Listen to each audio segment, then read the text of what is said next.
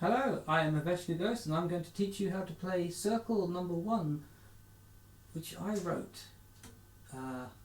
This is how you play circle number 1, Challen circle number 1, a piece that I wrote as an exercise of syncopation, doing lots of little things at once and trying to find a way to comprehend it. Just the right hand for now. Octaves. We need to practice octaves because it's a good thing to be able to play octaves.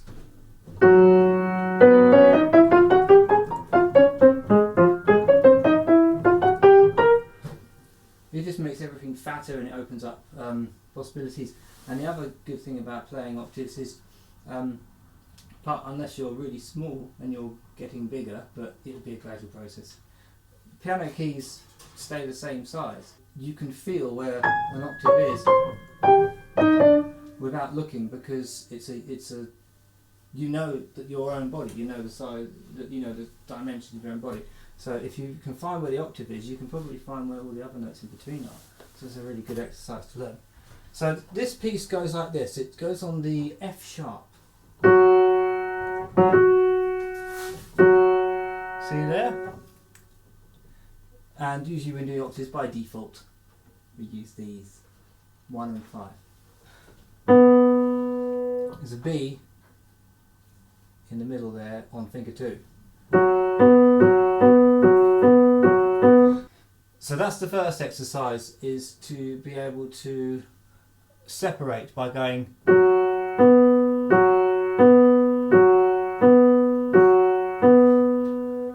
so you're kind of do a mechanical thing. Forget about those two there, it's going like that. It's going it's sort of doing that, the octaves, and it teaches you how to sort of press at the same time. Some people might be like or, but you want the solidity.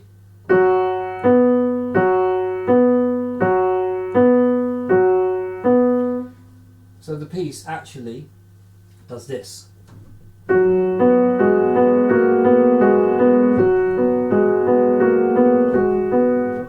So the thumb is, now that we've mastered going,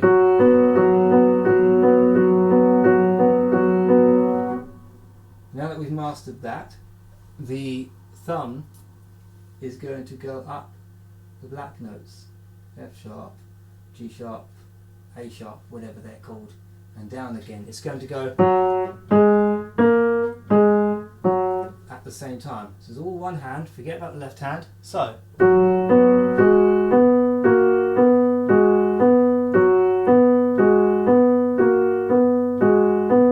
yeah, 2 of those. Up, down, and that's the journey. That's the melody. Well, I don't know if there really is a melody. There's lots of things going on in this piece. So yeah, that could be the most movement could be considered a melody in that situation, maybe. So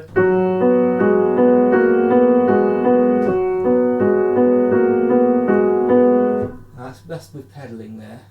So that's another thing, but don't worry about that yet. And then after you've done that, that goes to D sharp or E flat, whatever kind of person you are, half full, half empty glass. So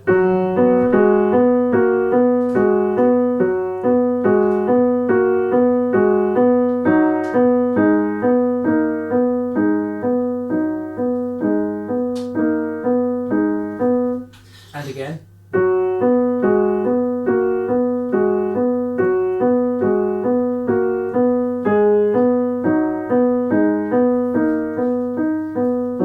So you see, I did a little hint there, a little extra thing. You went. So it's all about locking your hand into a certain position. You might be tense at first. I say they teach you not to be tense and to be relaxed, but when you're learning, you're probably going to be tense. But who cares? You can work it out and then you can relax later. So you'll probably be a bit tense trying to do all the mechanical stuff, but it's not really in the fingers. You see, the technique is this. When I'm going, my elbow, I don't even know if it's my elbow, but some kind of energy is going down. And when I go, I am going upwards. So I'm actually doing that. and go.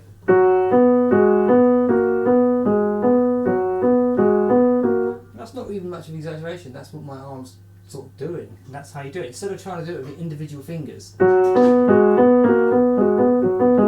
which is which you don't. It's a waste. You don't need to do that. So.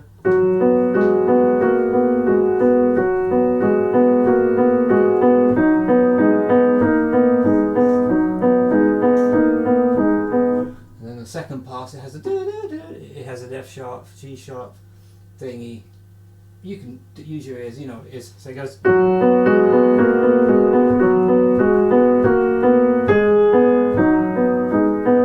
And if you think, oh, my little finger's got to wander off and go,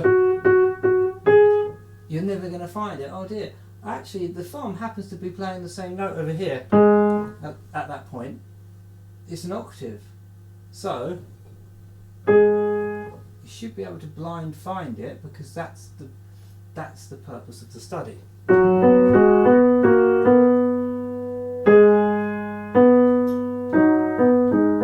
And that B, let's check there, didn't want to give you the wrong note. That B is the pivot. That's the pivot of the whole piece. I actually think it never stops. I think the B is always there. So there's your fulcrum.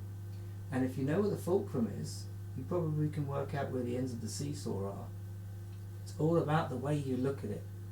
And if the way you look at it isn't very, if the way I look at it doesn't agree with you, maybe another way of looking at it will. But I think this way is a good way of looking at it.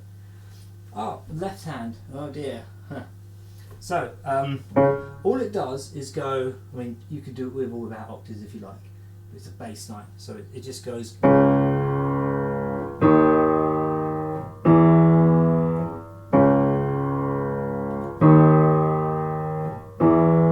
Something, I've actually lost count, but all it does is go C sharp, D sharp, E, and again, but it kind of does 3 against 4, so it does this.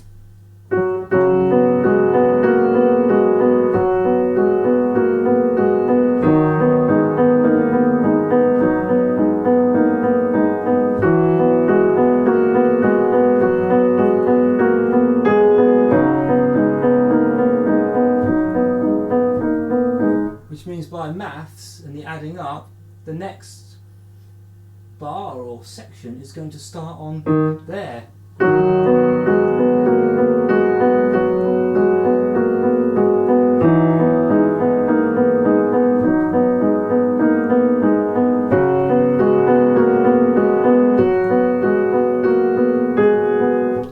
don't know if that is officially in it, it's up to you. But there's one more left, isn't there? The ending goes to B. Left, so it goes. That's the bass line. Fatten it up.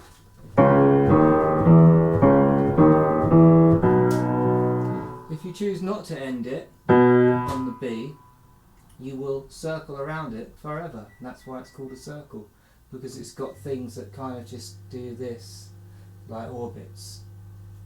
So the bass line is orbiting like 3, and then everything else is a bit kind of 4, and then the thumb's going up and down inside that, and then that B is the pivot there every second quaver or whatever.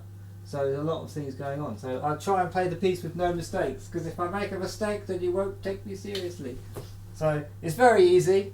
It goes like this. So this is how it should sound.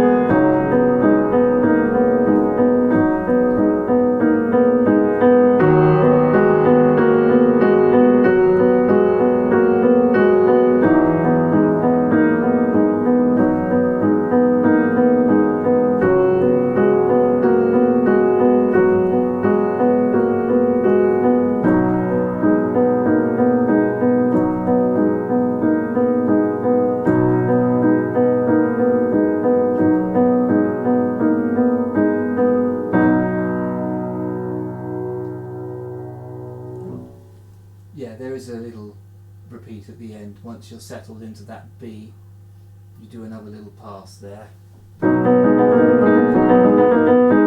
and it lands on what I call B DWW, which is dancing with wolves.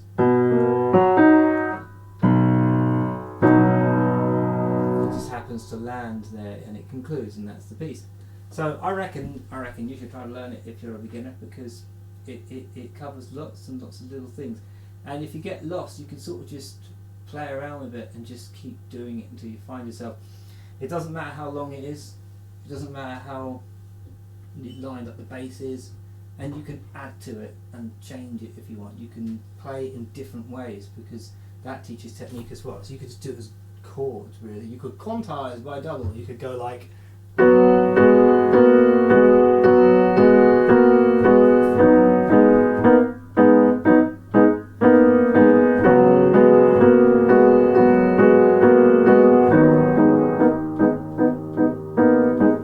in fact, you might even want to practice it that way. You might prefer that before you get the down, up, down, up, down, up thing.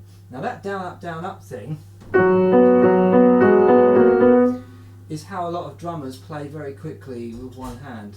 And they go do do do do do do do. And when I play the hi-hats, I'm always going, if I'm going like fast hi-hats, I go down, and then my arm comes up as I sneak the next hit in, so I'm going instead of, that looked wrong, didn't it? Instead of going like that, which you just get drained. And if you're going to play something like Run to the Hills, where you're going, you want to, you don't want to go like that, because you just won't last. So it's the same technique, where I think your body's doing the downstroke, and then the little flip that somebody's doing the upstroke, and sit there and practice that, and you end up finding faster ways to do stuff more efficiently, and things like that. That's what it's all about, this efficiency. I'm not 100% efficient, but I'm more efficient than some people. So that's it. That's the Circle number 1 by the famous composer Eveshka Ghost.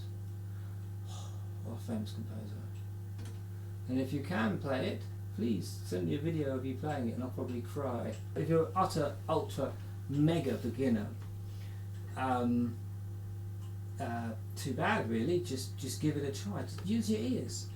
If you can't see me on this camera, because I can't really get a very good angle at the moment, I didn't plan this, then just use your ears. You know,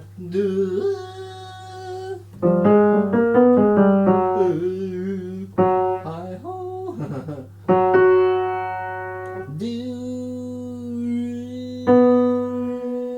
there you go, I found it. And I think I wrote this as sheet music as well, just in case. So I can give you the sheet music if you like. There you have it. There's the song of the day, the piece of the day. I could teach you the Badger if you like, but it's a bit more advanced. Oh, the microwave's been beeping.